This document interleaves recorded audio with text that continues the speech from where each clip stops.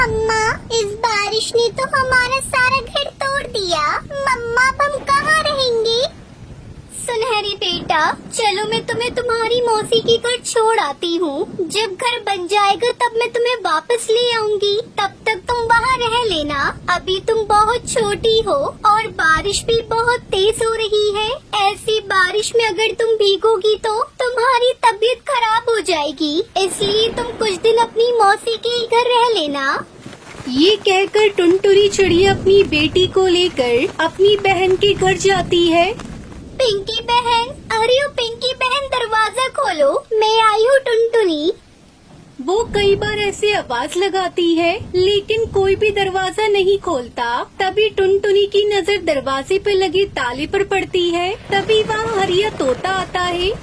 चिड़िया बहन, पिंकी चिड़िया तो यहाँ पर नहीं है। वो तो कई दिनों से कहीं बाहर चली गई है और पता नहीं वह कब वापस आएगी। ये कहकर वो हरिया तोता वहाँ से चला जाता है। टुनटुनी चिड़िया तो ये सुनकर बहुत परेशान हो जाती है। पिंकी बहन न जाने कहाँ चली गई है और पता नहीं वो कब आएंगी। अब मैं अपनी बेटी को लेकर कहाँ जाऊँ? एक तो ये बारिश है कि रुकने का नाम नहीं ले रही। मम्मा मम्मा, मुझे बहुत ठंड लग रही है। मम्मा, आप कहीं चलो ना। मेरी बच्ची, तो चिंता मत कर, चल हम यहीं किसी से मदद मांगते हैं। ये कहकर टुनटुनी चिड़िया कालू कौवे के घर के बाहर आती है। कौवे भाई, मैं दूसरे जंगल से आई हूँ और मैं अपनी बहन पिंकी चिड़िया के घर आई थी, लेकिन वो घर पर नहीं है और इस तेज बारिश की वजह से भीगकर मेरी बेटी को ठंड लग रही है। इसलिए आप मुझे बारिश के रुकने तक अपने घर में आश्रय दे दो। ये सुनकर कालू कौवा अपने घर के अंदर अपनी पत्नी सुंदरी कौवी के पास जाता है। पति जी, कौन आया है इतनी तेज बारिश में हमारे घर?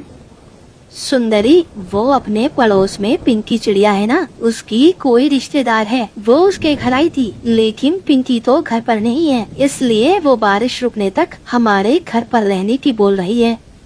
नहीं नहीं कालू जी, मैं नहीं दे सकती किसी को अपने घर में आसरा। उस चिड़िया से मना कर दो। लेकिन गौरी, उसके पास एक पोटली है, तुम एक बार जाकर उससे बात तो करो। क्या कहा कालू जी? उसके पास पोटली है? तुम रुको, मैं अभी जाती हूँ। देखो चिड़िया, मैं अपने घर में किसी को फ्री में रहने नहीं देती। तुम अगर मेरे घर में रहोगी तो तुम्हें मुझे कुछ तो देना ही होगा। देखो कौवी, मेरी इस पोटली में अनाज है। आज इसमें से थोड़ा अनाज तुम ले लो, लेकिन मुझे अपने घर में आश्रय दे दो। ठीक है, तो फिर तुम दोनों घर के अंदर आ जाओ। फिर सुंदरी कौवी चिड़िया को एक घोंसला दे देती है और उससे कहती है, चिड़िया, तुम दोनों इस घोंसले में रहना और इस पोटली में से आधा अनाज मुझे किराए का दे दो। फिर टुनटुनी सुंदरी को उसमें से आधा अनाज दे देती है। सुंदरी कौवी वो अनाज लेकर अपने घोंसले में आ जाती है। वैसे कालू जी, कुछ भी कहो, आज तो मजा ही आ गया जो ये चिड़िया हमारे घर आ गई। हमें तो बैठे बैठे फ्री में अनाज भी मिल गया। फिर ऐसे बातें करके वो दोनों सो जाते हैं। दूसरी तरफ टुनटुनी चिड़िया को तो नींद ही नहीं आ रही थी। वो तो अपनी बेटी के पास बैठी हुई थी। सुंदरी कौवी तो बहुत चालाक है। बस जल्दी से ये बारिश रुक जाए, फिर सुबह होते ही मैं अपने घर चली जाऊंगी। फिर ऐसे सोचते हुए टुनटुनी चिड़िया सो जाती है और सुबह उठकर वो दरवाजे पर आकर बैठती है। हे भगवान, ये बारिश तो रुकने का नाम ही नहीं ले रही है। अब मैं अपने घर कैसे जाऊंगी? तभी सुंदरी कौवी वहाँ आ जाती है। देखो चिड़िया, बारिश तो आज भी हो रही है। अगर आज भी तुम्हें मेरे घर के अंदर रहना है तो वो बाकी का अनाज भी मुझे दे दो। लेकिन सुंदरी बहन, मैं आपको आधा अनाज तो पहले ही दे चुकी हूँ। अगर मैं ये अनाज भी आपको दे दूंगी तो हम दोनों माँ बेटी क्या खाएंगे? देखो चिड़िया, मुझे नहीं पता। अगर आज भी तुम्हें मेरे घर के अंदर रहना है तो बाकी का अनाज भी मुझे देना पड़ेगा, वरना भी मेरे घर से चली जाओ। सुंदरी बहन, इतनी तेज बारिश में अपनी बेटी को लेकर मैं कहाँ जाऊंगी? अब तो आपने हमारा सारा अनाज भी ले लिया, अब हम क्या खाएंगे? अरे तू तो मेरे पीछे पड़ गई है। या तो तू मुझे अनाज दे दे या मेरे घर से निकल जा। फिर टुनटुनी चिड़िया वो बाकी का बचा कुचा अनाज भी सुंदरी कौवी को दे देती है और भगवान से बारिश रुकने की प्रार्थना करने लगती है। हे भगवान, कैसे भी करके इस बारिश को बंद कर दो, हमें अपने घर जाना है। फिर ऐसे ही सुबह हो जाती है। वो फिर से दरवाजे पर आकर बैठती है, लेकिन बारिश तो रुकने का नाम ही नहीं ले रही थी। तभी सुंदरी कौवी वहाँ आती है। सुनो टुनटुनी चिड़िया, अब तो तुम्हारे पास मुझे देने के लिए कुछ भी नहीं है, तो तुम अपनी बेटी को लो, यहाँ से निकल जाओ। सुंदरी बहन, आपने हमारा सारा नाश तो ले लिया, तो अब कृपया करके बारिश रुकने तक हमें अपने घर में रहने नहीं दो। हम इतनी तेज बारिश में कहाँ जाएंगे? सुनो चिड़िया, मेरा घर कोई धर्मशाला थोड़ी है, इसलिए तुम मेरी बला से कहीं भी जाओ। ये कहकर सुंदरी कौवी उन दोनों को घर से बाहर निकाल देती है। टुनटुनी चिड़िया अपनी बेटी के साथ बाहर बैठी बारिश में भीग रही थी। मेरी बच्ची, तुम परेशान मत हो, मैं कुछ न कुछ रास्ता जरूर निकाल लूंगी। फिर टुनटुनी अपनी बेटी को लेकर आगे बढ़ती है। तभी उसकी नजर एक घर पर पड़ती है और वो वहाँ आती है। वो वहाँ आकर आवाज देने वाली थी कि तभी उसकी नजर खिड़की पर पड़ती है। ये क्या?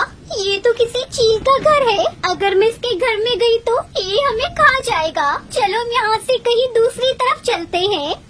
ये कहकर टुनटुनी चिड़िया अपनी बेटी सुनहरी को लेकर वहाँ से उड़ जाती है और एक खाली जगह पर जाकर बैठ जाती है।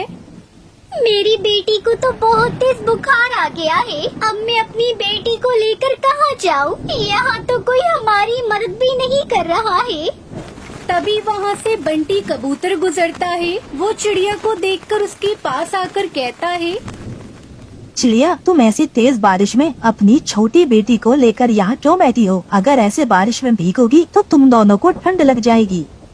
कबूतर भाई, मेरी बेटी को बहुत तेज बुखार है और यहाँ पर कोई भी पक्षी हमारी मदद नहीं कर रहा। कृपया करके आप हमारी मदद कर दो।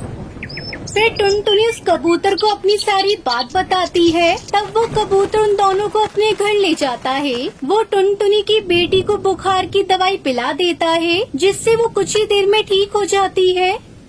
बंटी भैया, आपका बहुत बहुत धन्यवाद जो आपने मेरी इतनी मदद की, वरना इस जंगल में तो और किसी ने मेरी मदद नहीं की।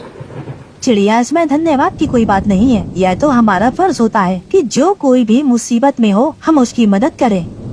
सुनो बंटी भैया, ये आपका घर किस चीज का बना है? ये ऐसे कांच का कैसे दिख रहा है? चिड़िया, यह कांच का नहीं, यह तो चूड़ियों का घर है। यह घर बहुत ही मजबूत है। चाहे कितनी भी तेज आंधी या तूफान, बारिश, कुछ भी आ जाए, यह कभी नहीं टूटेगा। तुम चाहो तब तक इस घर में रह सकती हो। हाँ मम्मा, बंटी अंकल ठीक कह रहे हैं। हम इसी चूड़ियों के घर में रहते हैं।